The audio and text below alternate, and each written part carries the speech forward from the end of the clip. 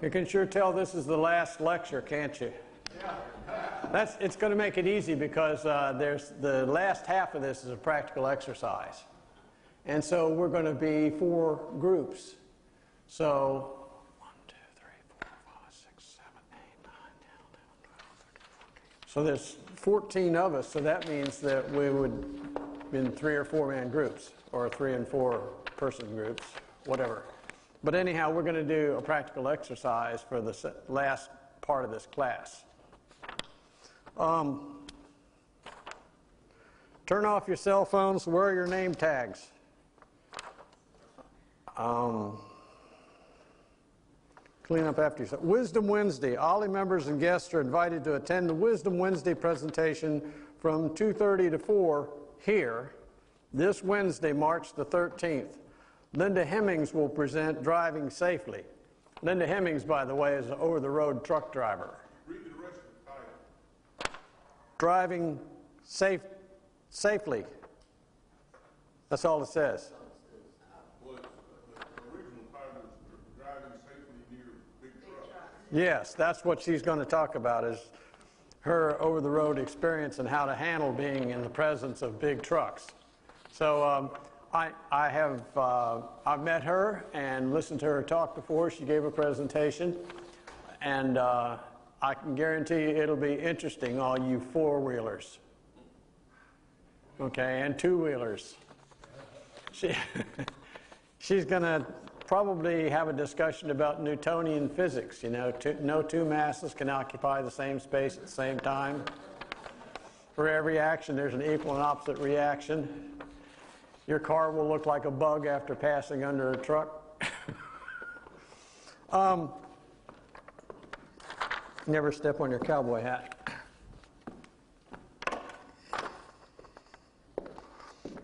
Course evaluations are open from March the 4th to March the 22nd. Tuskegee day trip, I think there's still material on the back table. You notice that there's going to be no turn across traffic going south into Sunny Slope. So you will get to meet the Canukins or however you say that, parking lot frequently if you're going to Sunny Slope. Complimentary pass in spring of 2019 catalog. Give one to a friend and encourage them to attend 2 weeks of class for up to 4 spring term classes. So you can call Shawnee. If anybody who don't know who Shawnee is, we call her New Girl. Can we still call her that? She's been there long enough, maybe we ought to know her name now. And the spring catalogs will be available on March the 25th. Okay.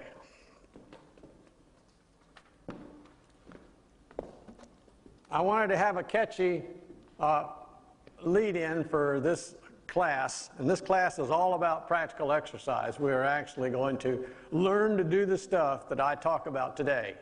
And it turns out it's very easy. I've been in Boy Scouting, well, I was in Boy Scouting up until the time I was sent to Iraq for 40 years. I have to tell you that even as a company commander in the Corps of Engineers, the men in my company were constantly surprised at the amount of stuff I could do. And they knew, they didn't see any other officers doing that, so it sure didn't come out in Engineer Officer Basic or Engineer Officer Advanced course.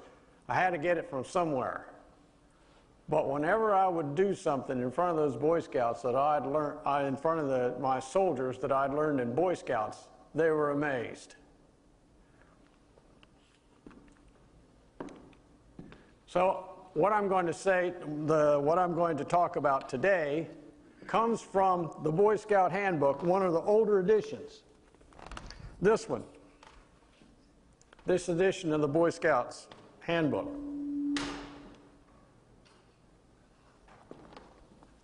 And this is the proper bibliographical citation for the Scout Handbook. I'm going to be only using just 1 or 2 pages out of that handbook for this discussion.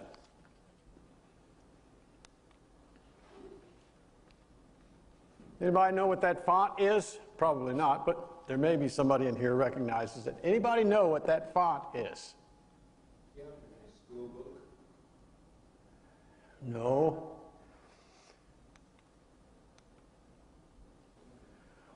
This edition of the Scout Handbook has illustrations and is dedicated to Norman Rockwell. And the name of that font is Rockwell. So I decided, since he was the illustrator for this particular version of the Scout Handbook, and some of you will be using that particular edition during our practical exercise today, just remember that this edition is dedicated to Norman Rockwell, and the print throughout the handbook is Rockwell. How many piano players do we have in here? Piano players, raise your hands. Oh, that bombed. Okay. This is my left hand, and the distance between my pinky finger and my thumb is 8 inches. How many keys on the piano does that cover? 8. 8 is an octave. So is it any wonder to you that 1 octave on the piano is 8 inches, or the average hand span of a man? Now, if you play the piano, if like Maureen plays the piano, I don't think she can spread her hand 8 inches. She might be able to. But this means that when she's playing the piano with 8 1-inch keys on it, and she's playing a full chord in her left hand, she is probably going to leave out either the bottom note or the top note.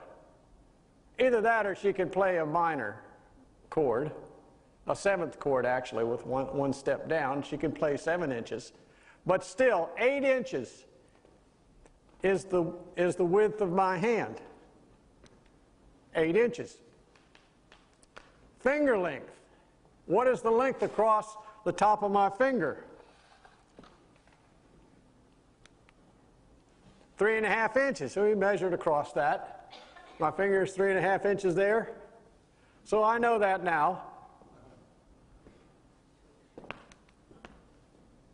Huh?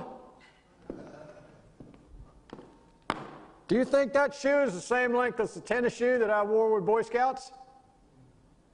How about my Klim-Kadiddle Hopper Clodhopper boots? How about my moccasins? How about my flip-flops? Who cares about the length of my foot? Evidently they did in the Boy Scout manual, so everybody in the Boy Scouts wears the same kind of shoes, right? In 1980. And who cares about how long my foot is? Everybody here whose left foot is the same size as their right foot, raise your hand.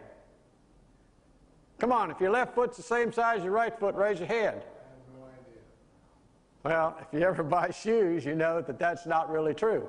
One of your feet hurts more often than the other, doesn't it? That's because your feet aren't the same size. Now, are your feet the same size in the morning as they are at night? No. My height is 68 inches without cowboy boots. But my height is 68 inches without cowboy boots. Now, when I'm out measuring something 5 feet 8 inches tall, do you think that I ought to be using my own height to measure something exactly to the nearest inch? No, so I consider myself to be 68 inches tall, whatever I'm wearing. Okay? Do you wear stilettos ever? Okay, I wouldn't worry about that. If you're outdoors doing measurements in stiletto heels, you're wrong. Leonardo da Vinci, what did he have to say about this?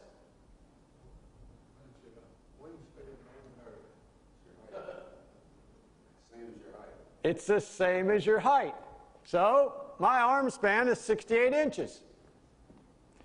You can practice that. Now, think about this. Knuckle draggers. Everybody knows a knuckle dragger, at least you did when you were young, right? The reason that guy, it's not his arms are longer, his legs are shorter.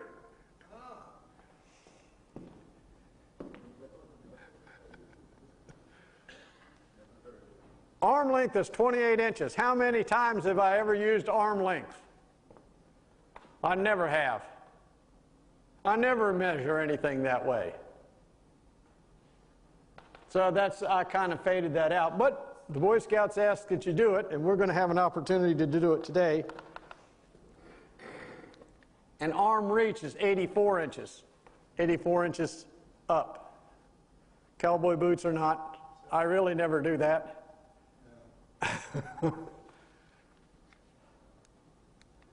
This is your normal walking pace. I like it when you ask somebody, will you pace this off for me?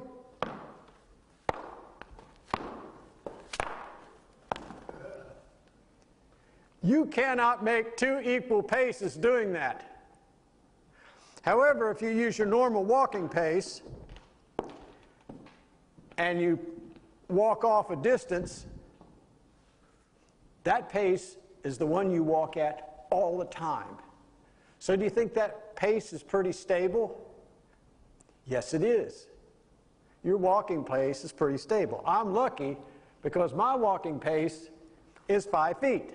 Every step I take is 2.5 feet. And you measure your pace every time one foot or the other comes down. So 1, 2, 3, 4. Each step is 2.5 feet. My normal walking pace is 5 feet. It's not the same for everyone, but today we will help you determine what your walking pace is. It's the double step.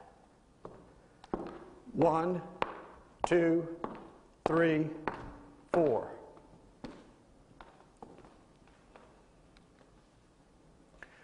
Who in here wants to measure their running pace today? Bruner is not here. Harold Bruner might do that. He doesn't like to run. He doesn't like to run? He's a great one. When I was in the Army and we used to go jogging in the morning, in the dark, singing songs about being an airborne ranger and all that other stuff that I would never in a million years. I have a 10.5 badge in the military. I get on and off an airplane 10.5 inches at a time. But anyhow, you get up in the morning and you sing songs about being an airborne ranger and hunting down Osama bin Laden and things like that early in the morning.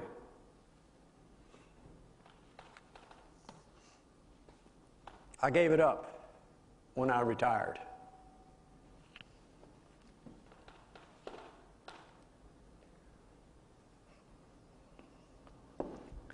We're going to measure 1 yard.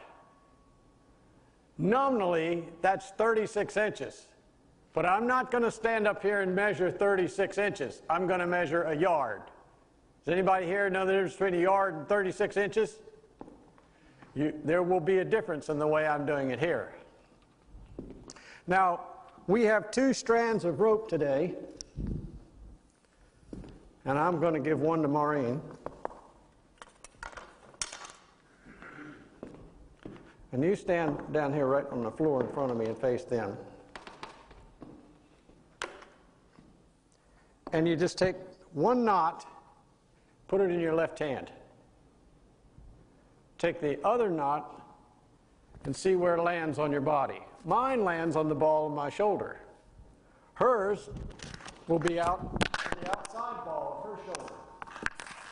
But now she knows that if she was to do it, oh, I'm dragging my microphone.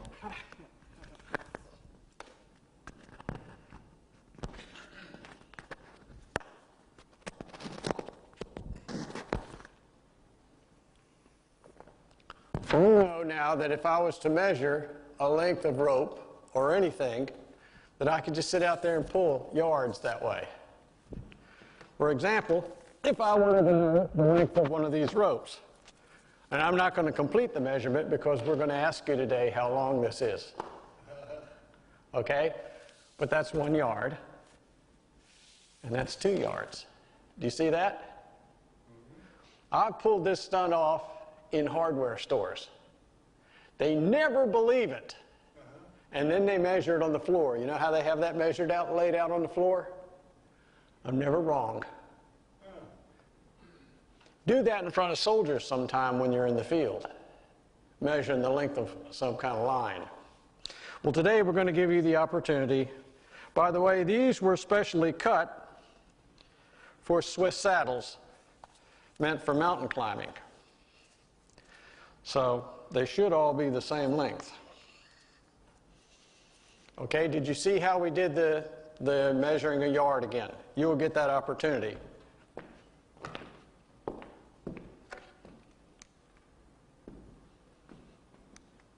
Why is this important?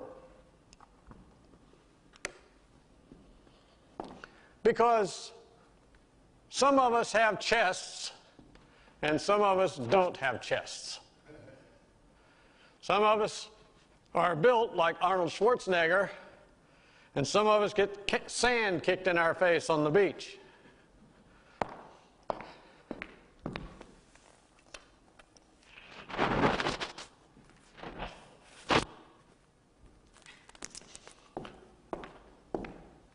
If you have to use a measuring device, use one of these, a tape measure, because it's flexible and it'll go around your body contours. Just put your finger on the 36, and lo and behold, it ends up right in the ball of my shoulder.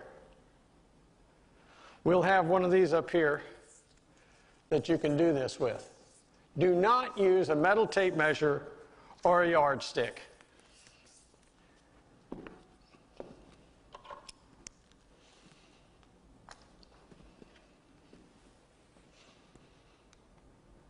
And measuring a foot. A foot is 12 inches, right? Unless you're doing it this way. Then you're just nominally measuring what a foot is. So what you do, and I'm going to ask Maureen to do the same thing, is you lay this tight in the crook of your arm, right here, just tight, and then see where it ends up on your hand. Okay? Now mine ends up right here. So I know that from here to here is a foot. In Maureen's case, it ends up at the crease in her hand, right there. That would mean that her arm is actually longer than mine, or her hand or something, but it ends up in the crease here. So now she knows from now on that the distance from the crook of her elbow to the crease in her hand is 1 foot. Actually, I did it wrong. Huh? I don't know, it ends up somewhere different now. My hand isn't as long as this. Okay, that's right. So hers turns out to her. So be careful whenever you do that, because I had it, Yeah. it looked like I had a long arm, but I don't. You should flatten your hand out. I think I did. I'm not Okay. sure. So just so you know, don't do that.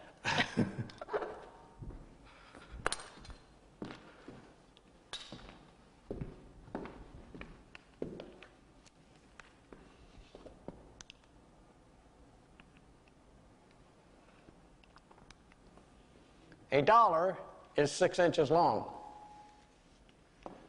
So normally people have a dollar in their pocket. Hopefully they do, a dollar bill. You fold that dollar in half and what do you have? It's 3 inches.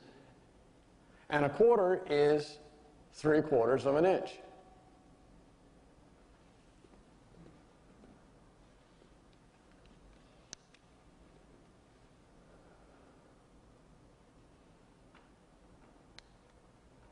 Okay, we're going to talk about how to pace something. Just walk it off. You know, I used to say that all the time in the Boy Scouts, just walk it off, because you tell them to pace it off, they will pace it off. But if you tell them just walk it off, that's the same thing as pace it off. When I say pace it off or walk it off, that means take a normal walking step. Because what's normal for me is 5 feet. So if we got 50 feet and my pace is 5 feet long, I'll have to take 10 paces, right? My pace is 5 feet. 10 of those will equal 50 feet. So when I pace it off or walk it off, all I do is count 10.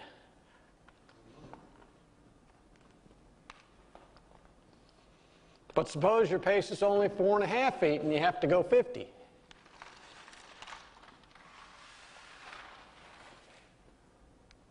Well, you take 50, you divide it by 4.5, and it comes out to 11.1. Anybody here who can measure 1/10 of a pace, raise your hand. So we're just going to say 11 paces because we're really interested in the base number of about 50 feet. We measured the length of this stage today, and it came to 32 feet. 1, 2, 3, 4, 5, 6, 7, 8, 9, 9.5. Okay, 5 times 9 is 45. Is that right? Yeah. Oh, we measured to the, we didn't do that. We didn't do that part. We didn't go all the way to the walls. Okay.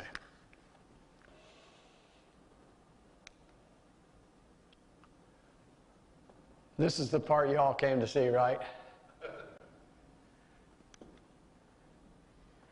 The first one we're going to talk about here is the tree felling method. And this is if you were able to cut down the tree without actually cutting it down. So what this fella is doing here is he's taking a stick, any stick. It can be this stick, it can be this stick, it can even be this stick. And if it's too long, you can just make it shorter. But the main thing to remember when doing this is it's all the way out. Don't hold it up here. You got to put it all the way out to the fullest extent of your arm. That's so that that distance doesn't change while you're doing things. All the way out to the fullest extent. See how his arm is fully extended?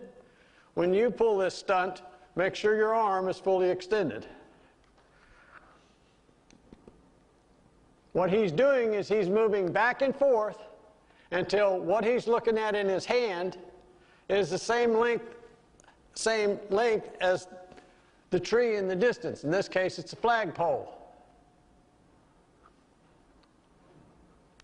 So he's sighting along here, across the top of his thumb to the base of the flagpole. Eyeball, thumb, flagpole. Eyeball, top of stick, top of flagpole.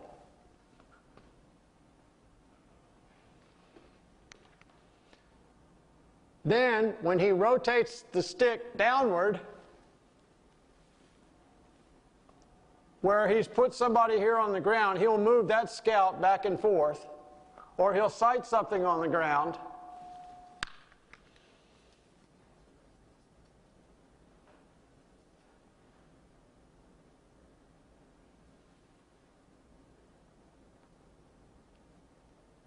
He will sight something on the ground or put someone there and then pace off that distance from the base of the flagpole or the tree to that mark.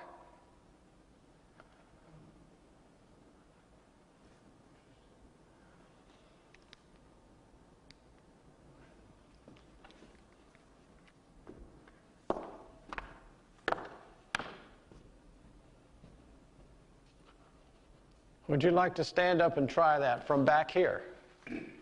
Okay? We did a little, we would hold our hands at a 45-degree angle. Right. I've heard of that before. Sight Yeah. to the end and then pace. But back here where you are, if you hold your left hand out, put it in your left hand, yeah. Adjust that stick so that from your thumb to the bottom of the flagpole, and then move the stick downward until the top of the stick is at the top of the flagpole. Turn it to the right, and put your thumb at the base of the flagpole. Is that scout not standing at the end of the stick? Yes, definitely is. So it doesn't make any difference how far away you are from the tree. Especially, Now, if you have something that's a fixed object, like in a few minutes you'll see my wife using this stick, there's not a whole lot of stick to adjust. So you may have to back up or get in closer. And if you're going to pull the tree to the left, hold the stick in your right hand, because it's hard to rotate your body that way. Hold the stick in your right hand if you're going to go left, or in your left hand if you're going to go right.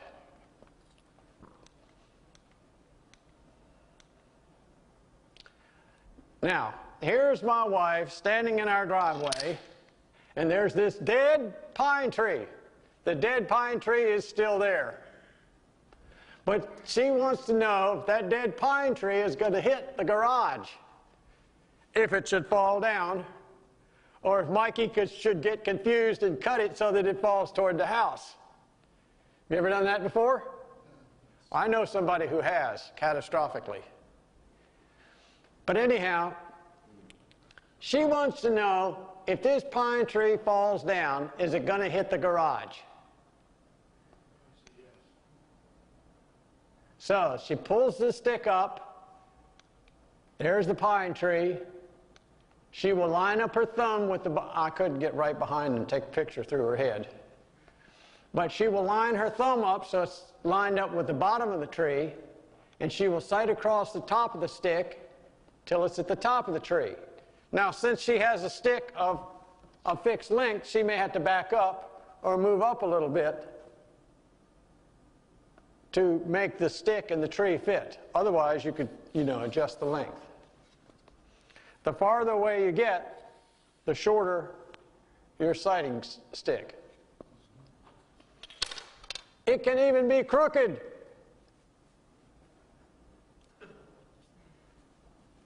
Some of you will get an opportunity to use a crooked stick today if you wish.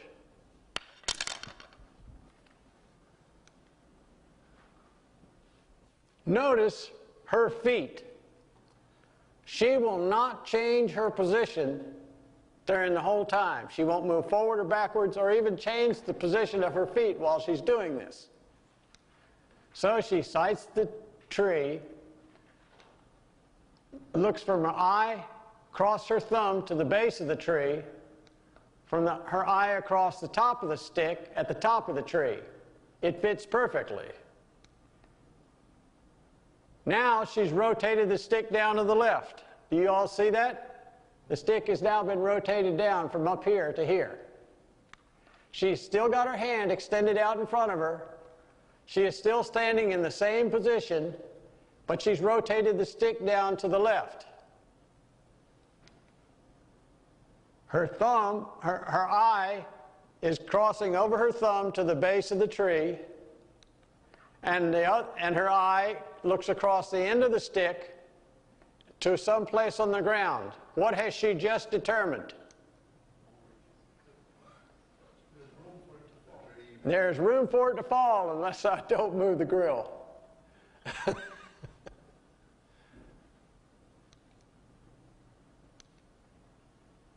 What she has done is she's used the tree felling method in order to determine whether that tree will fall on the house or not.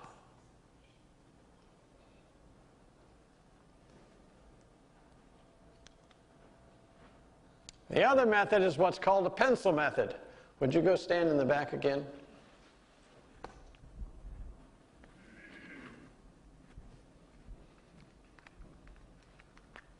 Just right up next to that corner. Now suppose that doorway was wide enough that a tractor trailer could drive through. But I'm not sure if it's tall enough. Okay? So I hold this pencil out to full length, and I keep walking forward till the eraser is at her feet and the top of the pencil is at her head. And then I count the number of pencil lengths. 1, 2. Well, it's 2 pencil lengths. Thank you. 2 times 5 feet 3 inches is 10 feet 6 inches. Would you drive a tractor trailer through that? No. But suppose you have wires over your driveway and you want to pull a load in, or the movers want to come in, but there's wires over your driveway, don't count on them looking. Okay? The electricity might be off for a while. So this way, you could just have your wife or a friend or somebody or your husband stand under the wire, and you just line it up, get back until the whole pencil is lined up with their feet, eraser at the feet, top of the pencil at their head, and see, count to the bottom of that wire. That way, you can't reach it. You can't possibly get up there and measure it. At least you'll have a good idea. Now, if it turns out to be about 15 feet, don't worry about it. I still would point it out to the truck drivers. But if it turns out to be 10 or 11 feet, I would stop the truck drivers and say, look at that wire.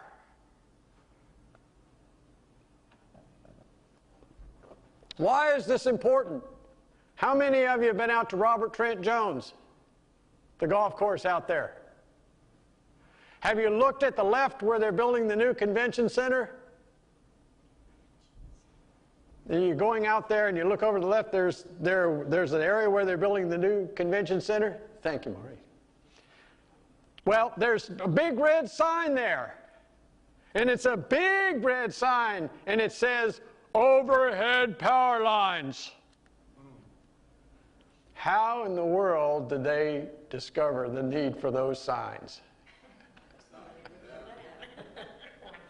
What prompted them to put those signs up? They pulled it down one time. So, have I been at a marina where a guy goes and gets his sailboat, which is parked at the marina with the mast up, and decides to drive down the water, but rather than go down in front of the boat building, he goes behind the boat building with the mast up? Do you know how well that worked out?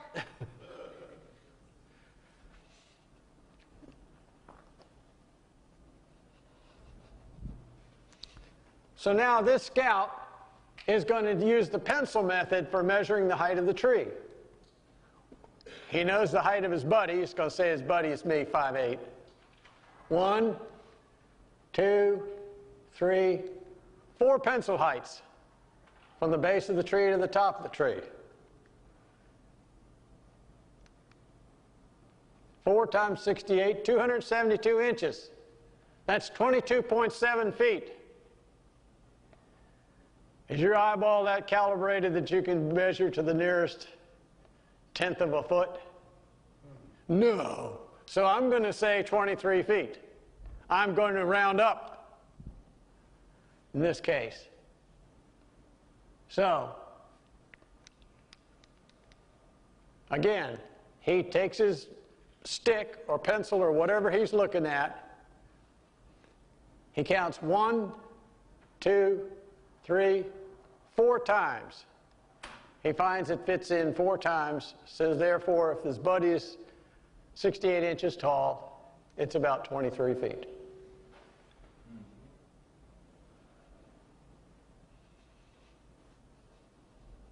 Do we need a break? No? Okay. Measuring width. This is, let me see, how many moving parts do we have here? We got A, B, C, D, E. We got 5 points, and we got to move at least 3 times. How accurate is this method? It's very accurate. I was a combat engineer, and we were told we had to build a Bailey Bridge across this gap. So we get to the gap, and this is during, we are being evaluated on our ability to build a bridge. And they have told us that we have ordered up a tank to cross that bridge, and that tank will be here in 2.5 hours.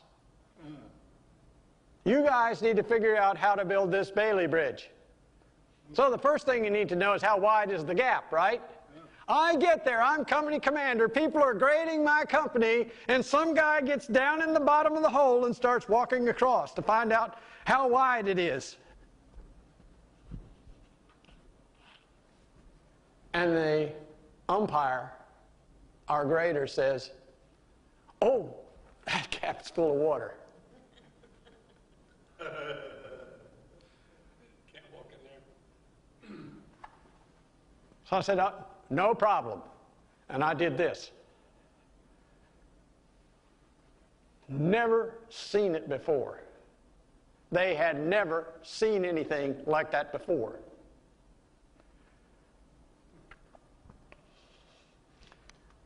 You got this thing on the far side. You pick an object over there that's pretty prominent. And you get right exactly opposite it on the other side of the gap, water-filled or not. You're directly across from it. And you want to know how far away it is across that gap, because you got to put a Bailey Bridge there.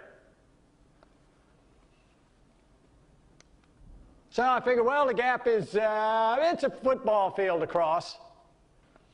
So it looks like it's about a football field across. So I think I'll go 50 yards. So I pace off 50 yards on my side of the gap and put a stake in the ground, or put a rock on the ground, or put a book on the ground, or something. But I pace off about, I don't know, what I think is halfway across the gap. And then I pace that distance off again. Same distance. 50 yards on the first P, 50 yards on the second P. And then I put in another stake, right here, at D. And then I walk straight away from the river until I can look from where I am through this post to the object across the river. Do you see what I'm doing? I'm looking straight through this post, lined up with that. And then I put a stake in the ground here at E. And then I pace it off from D to E.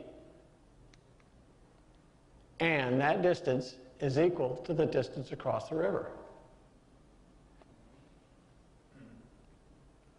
Almost exactly. This is a very accurate way of doing it. And if you're an engineer like me, a combat engineer, you always add 50%. More is better. That impressed the umpire. In fact, so much he said, "Let's measure it." So they got out a measuring tape, one of those surveyor tapes, and they measured it. And I was off by 1.5 feet. I was 1.5 feet over, not under. Here's the other method. This is called the Napoleon method. You have that same object on the other side of the river, and you're standing at B, and you want to know how far away it is across the river. So, if you were Napoleon, I don't have a Napoleonic hat. I do have a cowboy hat. I would put on my cowboy hat, pull that brim down so I look like the Marlboro Man. How many remember the Marlboro Man? See? That's why you don't need to know your running pace. And I tuck my chin down and I look at the far side of the river at that rock. Okay? Now I could wear a baseball cap and do this.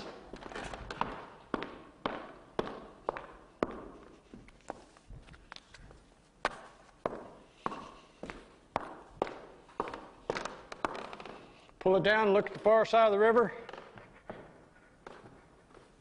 Fix the brim of my hat so it's right touching that object on the far side of the river. And then I do a right face. And I look down the same side of the river to where my hat touches the bank. And then I pace it off. Because that's the same distance as it is across the river. Now, if you don't have a hat, you can use your salute. And you touch the bottom of your salute to the object across the river, do a right face, and then wherever your finger touches the ground, you pace to that point. That's the distance across the river. There he is using the salute method. He walks to where his hand touches the river bank on his side, paces it off, and his pace is equal to the distance across the river. Now, of course, that's not very accurate. Not anywhere near as accurate as the one previously, but it'll give you a very good feel for how far it is, at least whether you can swim it or not. That's called the Napoleon method.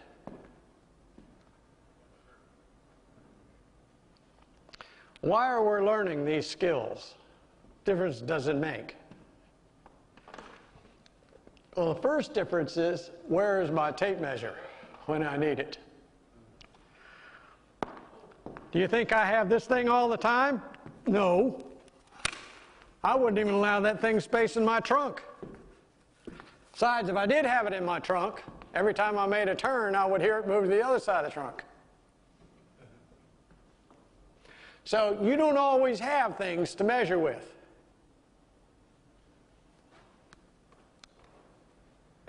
How do you know that? Say, oh yeah, that piece of rope is 12 feet long. How do you know that? Well, it's 4 yards. How do you know that? Who am I? Now at least you're going to know what your dimensions are. Normally you describe things by dimensions. I know the length of my porch is 52 feet. I know my front property line is 210 feet. But now you know, now you're beginning to learn the size and the limits of your body. You know what you are, how you are physically dimensioned. You have weight also, but we're not going to talk about that. And then there's always that, wow, did you see that? Did you see what our company commander did? How did he do that? You will amaze your grandkids with this. You'll amaze your wife with this. Unfortunately, the next thing she says is, get out the chainsaw.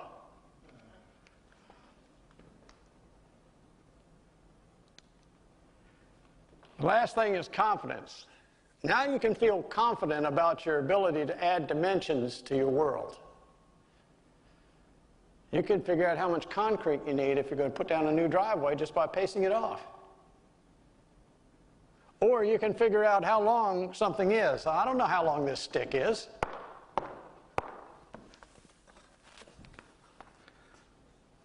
Yes, I do. It's 10 inches long.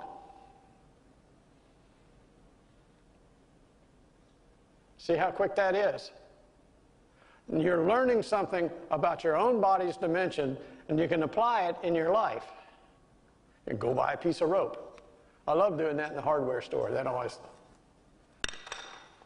So what we're going to do after the break is we'll come back here and we'll get Maureen on one side with one set of toys, and I'll get on the other side with another set of toys, and she is going to hand out that dimension sheet that we looked at in the beginning.